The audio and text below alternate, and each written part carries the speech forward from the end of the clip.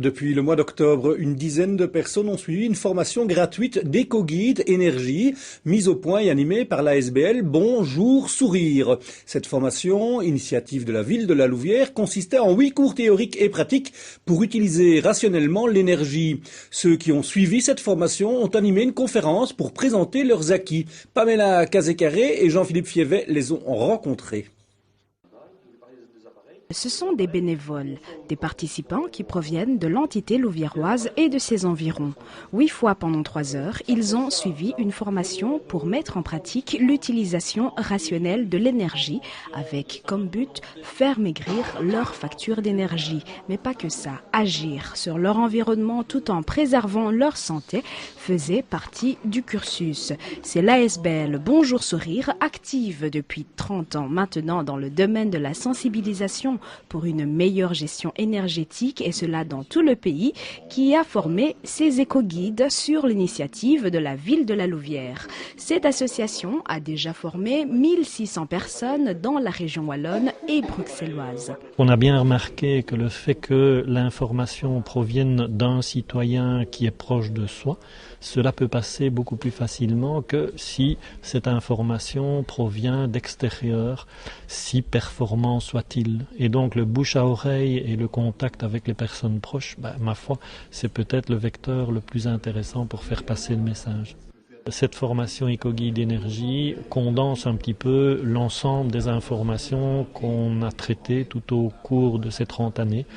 Avec cette constatation qu'on peut faire, c'est que ce qui paraissait utopique il y a 30 ans d'ici, c'est une réalité du quotidien. Et donc il ne faut pas se décourager, ça prend parfois du temps, mais ça peut aller très vite également dans les changements qui peuvent survenir. À l'unanimité, ceux qui ont suivi cette formation jusqu'au bout confient un grand changement dans le regard qu'ils portent sur leur habitation. Car de la cave au grenier, toutes les pièces ont été étudiées sur le plan énergétique. Dans la pratique, ils ont chacun, selon ses constatations, commencé à appliquer ce qu'ils ont appris. Certaines précautions peuvent aider à réduire jusqu'à 30% sa consommation d'énergie, parfois par des mesures qui ne découlent que du bon sens et qui ne coûtent pas cher, un bonus qui peut soulager son porte-monnaie.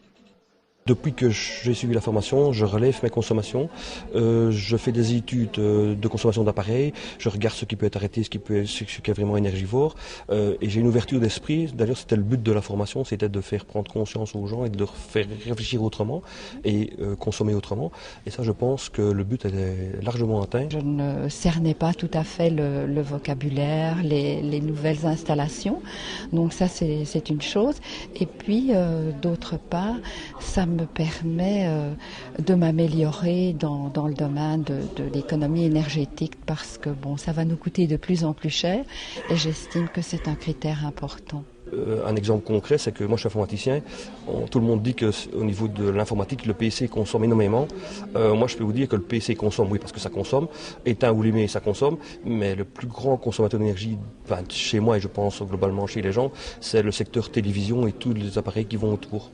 Si vous nous recevez grâce à votre téléviseur ou votre ordinateur, certaines mesures peuvent vous aider vous aussi à économiser votre énergie. Le plus grand conseil, d'abord, c'est de vérifier tous les stand-by.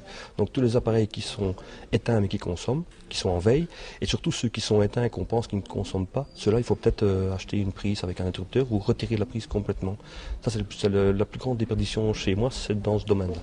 À l'heure où certaines aides dans le domaine de l'isolation, par exemple, pourraient être diminuées, voire supprimées, ce genre de formation, on peut dire qu'elle tombe à point. Signalons tout de même une faible participation lors de cette présentation disproportionnelle au savoir y exposé.